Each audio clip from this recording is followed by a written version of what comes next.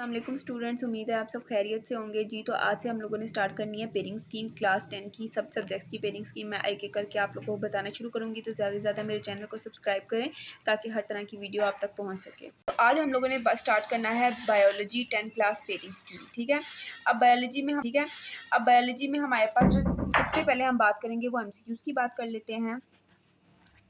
MCQs में क्या pairing scheme रहेगी। ठीक है, तो हमारे पास MCQs में चैप्टर वाइज हम बात कर लेते हैं कि कितने चैप्टर में से हमारे पास कितने MCQs आएंगे। सबसे पहला है आपका 10th चैप्टर। ठीक है, जो कि मैंने आप लोगों को पढ़ाया भी हुआ है, आप जाके वीडियोस देख सकते हैं। 10th चैप्टर में से जो हमारे पास पेयरिंग स्कीम आई है कि उसमें से एक MCQs आएगा। इसी तरह 11 में से भी एक MCQs आएगा और 12 में से भी एक ही MCQs आएगा। ठीक है, जो हमारे पास ज़्यादा इंपॉर्टेंट चैप्टर्स में से ज़्यादा MCQs आएंगे वो हमारे पास नेक्स्ट चैप्टर्स होंगे। जैसे कि हमारे पास 13 में भी एक आ रहा है, लेकिन जो हमारा 14 चैप्टर है उसमें हमारे पास 2 आएंगे। 15 में भी हमारे पास 2 MCQs आएंगे, 16 में भी 2 आएंगे और 17, 18 में एक एक ही आएगा MCQs। ठीक है, तो कोशिश करें कि ये जो आप लोगों ने MCQs है ना, एक्सरसाइज के MCQs ज़रूर पढ़ने हैं बायोलॉजी के। उसके अलावा साइड बॉक्सेस,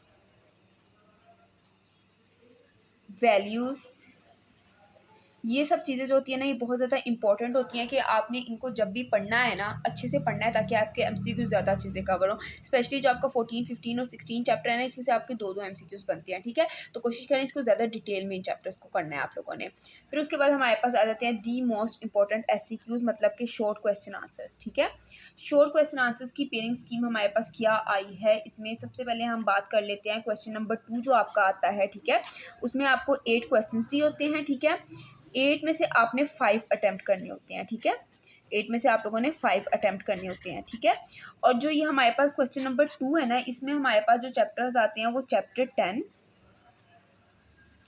11 और 12 आते हैं। ठीक है, मतलब कि क्वेश्चन नंबर 2 में से हमारे पास इन 3 चैप्टर में से क्वेश्चंस आएंगे, जिसमें से आपने 8 क्वेश्चंस होंगे और 5 करने हैं। अब इसकी पेयरिंग स्कीम क्या है कि जो 10 है ना उसमें हमारे पास 3 आएंगे, 11 में हमारे पास 2 आएंगे और 12 जो है ना उसमें हमारे पास 3 आएंगे। ठीक है, तो मैं जो आप लोगों को रेकमेंड करूँगी, मैं आपको कहूँगी कि आप 10 और 12 चैप्टर बहुत बहुत अच्छे से करो। उसका एक सिंगल क्वेश्चन शॉर्ट क्वेश्चन भी मत छोड़ना। ठीक है, अगर आप थोड़ा सा रिलैक्स होना चाहते हो तो वो 11 में हो जाना, क्योंकि उसमें 2 हैं। ठीक है, आप हल्का फुल्का भी पढ़ लोगे, उसको आप अटैम्प्ट कर सकते हो। ठीक है, 3-3-6 वैसे ही आपके हो जाएंगे। तो 10 और 12 को अच्छे से आप लोगों ने करना है। उसके बाद आ जाता है क्वेश्चन नंबर 3।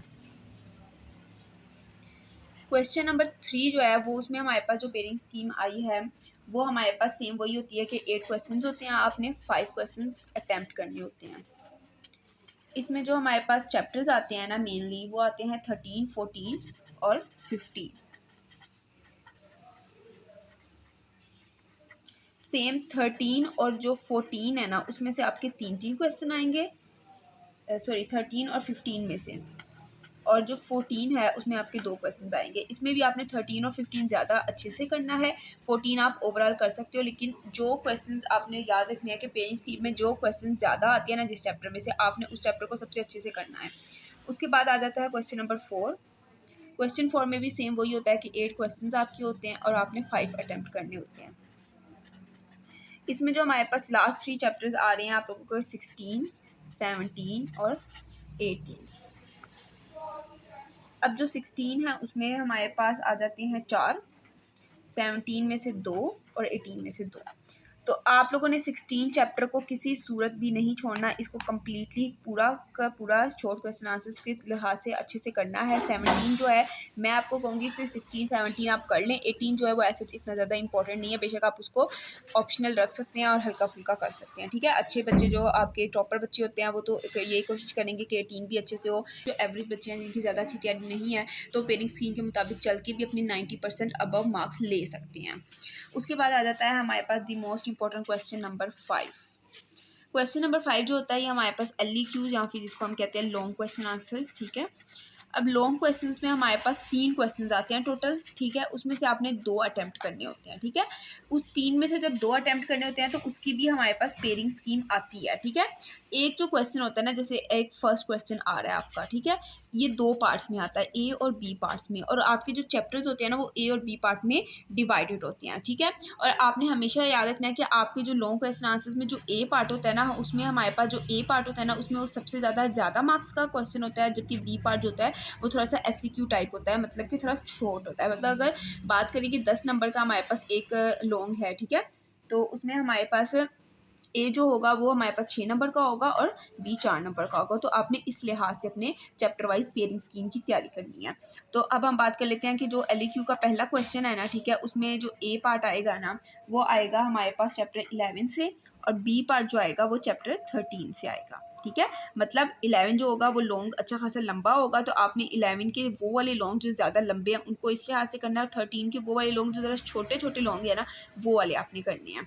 उसके बाद जो क्वेश्चन नंबर 2 आ रहा है ना, उसमें जो आपका ए पार्ट होगा वो होगा 12 से, और बी पार्ट जो होगा वो होगा 14 से, ठीक है। 12 जो होगा वो सबसे ज़्यादा लॉन्ग आपका क्वेश्चन होगा, ठीक है। 12 में ज़रा लंबे लंबे क्वेश्चन होते हैं, ठीक है। 14 में से छोटे छोटे एससीक्यू टाइप क्वेश्चन आप लोगों ने करने हैं। क्वेश्चन नंबर 3 जो है इसमें हमारे पास ए पार्ट 17 चैप्टर में से आएगा, और बी पार्ट जो होगा वो 18 चैप्टर में से आएगा, ठीक है। तो मैंने आपको क्वेश्चन नंबर 1 2 3 का बता दिया, आप कोई से भी 2 क्वेश्चन अच्छे से तैयार कर सकते हो, ठीक है। लेकिन आपने लॉन्ग का ख्याल रखना है कि जो चैप्टर्स आपने अच्छे से तैयार कर, मतलब जो चैप्टर आपने कहने हैं कि ये भाई मैं करूँगा, उसको बहुत बेस्ट तरीके से करना है अगर आपको 90 अबव परसेंटेज चाहिए, ठीक है। क्योंकि और आपने कोशिश करनी है कि लॉन्ग क्वेश्चन आपने उन चैप्टर के पेयरिंग स्कीम में से उठाने हैं जो आपके ऑलरेडी कुछ ना कुछ तैयार हैं, मतलब ऐसे चैप्टर जिनको आपने पूरा साल हाथ भी नहीं लगाया, ठीक है, उनके क्वेश्चन कोशिश करें कि उनके लॉन्ग क्वेश्चंस अवॉइड करें, ठीक है। हमेशा उन्हीं चैप्टर्स को उठाना है जिनकी ऑलरेडी आपकी तैयारी है, ठीक है। उसके अलावा बच्चे पूछ रहे थे कि एसओलो बेस्ड पेपर इस बार नया आएगा, तो क्या पता पेयरिंग स्कीम बहुत चेंज हो ये वो। तो मेरी तरफ से जो मैं आपको रिकमेंड करूँगी कि ये जो हमारे पास एसओलो बेस्ड स्कीम मैंने आपको बताई है, ये 90% इसी का ही पेपर आएगा, ठीक है। मतलब 90% आप अगर ये तैयार कर लो तो आपका 90% पेपर इसमें से सॉल्व हो जाएगा, और आपकी 90 अबव परसेंटेज इंशाल्लाह आएगी। दूसरी जो एसएलओ बेस है ये स्पेसिफिकली बोर्ड एग्जाम्स के लिए, Gujarat board, Gujranwala board, Sargodha board etcetera जितने भी पंजाब बोर्ड हैं, ठीक है, लाहौर बोर्ड हो गया, हर तरह के पंजाब बोर्ड के लिए ये स्पेसिफिकली स्कीम है। आज की वीडियो मैं यहीं पर ख़त्म करती हूँ। उम्मीद करती हूँ कि आपको वीडियो सारी चीज़ें समझ आ गई होंगी। मैं एट द एंड वीडियो के इनका एक स्क्रीनशॉट वगैरह या पिक्चर लेके आपको दिखा दूँगी ताकि आप ये सारा एक जगह पे नोट कर लो। आज के लिए अल्लाह हाफ़िज़।